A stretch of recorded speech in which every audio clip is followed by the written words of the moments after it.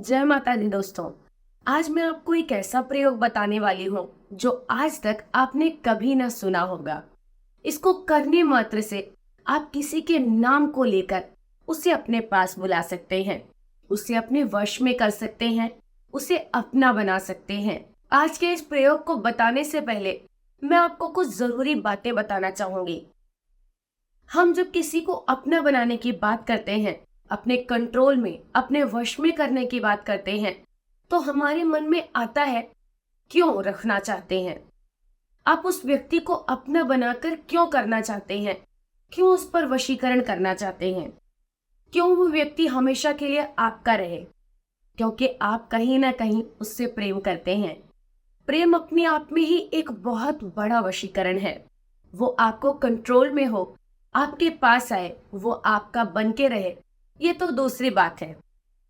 आप उसको पाने के लिए दुनिया का कोई भी काम करने को तैयार हैं, चाहे वो सही हो चाहे वो गलत।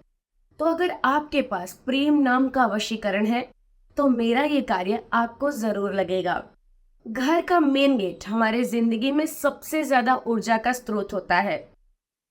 घर के गेट से ही हमारे जिंदगी के पॉजिटिव और नेगेटिव जितनी भी एनर्जी होती है उसका आना और जाना होता है। दिन के सूर्य के उगते ही पॉजिटिव एनर्जी हमारे घर के अंदर जहां से प्रवेश करती है वो हमारे घर का मुख्य द्वार होता है। और संध्या के बाद नेगेटिव एनर्जी जो हमारे घर से निकलती है वो भी हमारे घर का मुख्य द्वार होता है। हमारा मुख्य द्वार पर हमेशा कुछ चीजें होनी चाहिए, जैसे कि स्वस्तिक का चिन्ह आपके मुख्य द्वार पर हमेशा बना होना चाहिए। जैसे कि एक गणेश जी की प्रतिमा आपके मुख्य द्वार पर जरूर होनी चाहिए। जैसे कि तोरण यानी कि जिसे हम बाल दरबार कहते हैं वो आपके द्वार पर जरूर होना चाहिए। जैसे कि आपके मुख्य द्वार पर हफ्ते में 2 बार गंगा जल का छिड़काव जरूर होना चाहिए। जैसे कि आपके मुख्य द्वार पर कभी भी जूते चप्पल बिखरे हुए नहीं होने चाहिए। आपके मुख्य द्वार के सामने बड़े पेड़ पौधे कभी नहीं लगाने चाहिए। जैसे कि आपके मुख्य द्वार पर कभी भी कटा हुआ या टूटा हुआ नहीं होना चाहिए।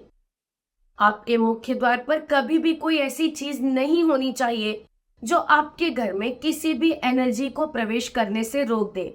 जैसे कि अगर हम लोग अब फ्लैट में रहते हैं तो आप लोगों के पास जमीन का घर होगा। अगर आपके घर के द्वार के बिल्कुल सामने गली जाए तो इसे पति का घर कहते हैं।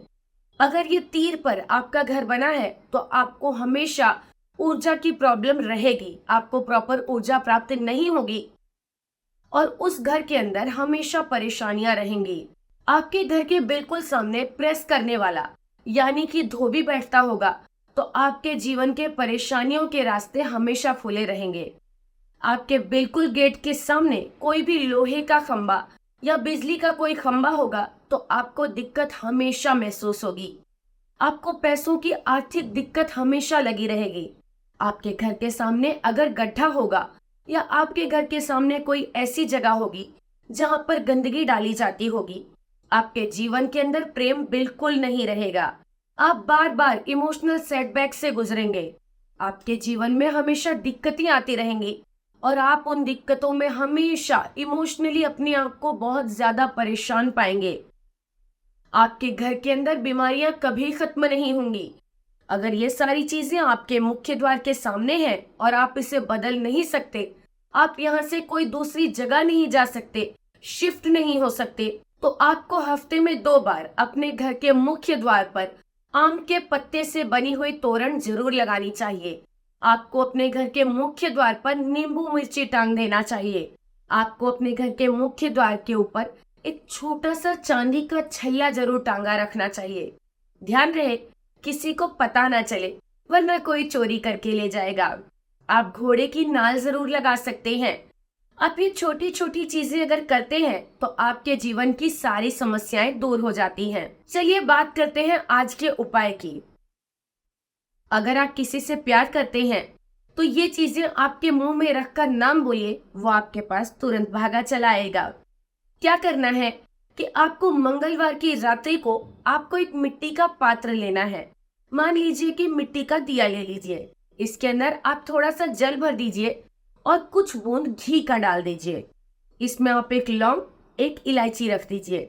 आपको 7 बार श्री राम का नाम लेना है। उसके बाद आपको हनुमान चालीसा का पाठ करना है। अगले दिन यानी कि बुधवार के दिन सुबह उठकर आप नहा धोकर अपने घर के मंदिर में एक घी का दीपक प्रज्वलित करिए और उसके बाद आपको श्री राम का नाम लेकर उस घी के पात्र में यानी कि वो जो मिट्टी का पात्र था उसमें से आपको लौंग और इलायची निकाल लेना है। निकालने के बाद आप इसे एक पेपर या एक मलमल के कपड़े के अंदर रखकर पूरे दिन अपने पास रख लीजिए और शाम को जब संध्या हो जाए उसके बाद आप ये दोनों चीजें अपने मुंह में रखिए और 3 बार उस व्यक्ति का नाम लीजिए। वो जहां भी होगा, जिस भी स्थिति में होगा, जितना भी दूर बैठा होगा, वो आपके पास जरूर आएगा। आपसे बात करने के लिए उतारू हो जाएगा। जरूरी नहीं है कि ये उपाय सिर्फ प्रेमी प्रेमिका करें, ये उपाय सिर्फ पति पत्नी करें। आप जिससे भी प्रेम करते हैं वो आपसे रूठा है, आपसे दूर है, आपसे बहुत ज्यादा अलग हो गया है, रिश्ता टूट गया है, तो एक बार ये छोटा सा उपाय करके देखिए, रिश्ता दोबारा जुड़ जाएगा, आप एक हो जाएंगे। जय माता दी दोस्तों।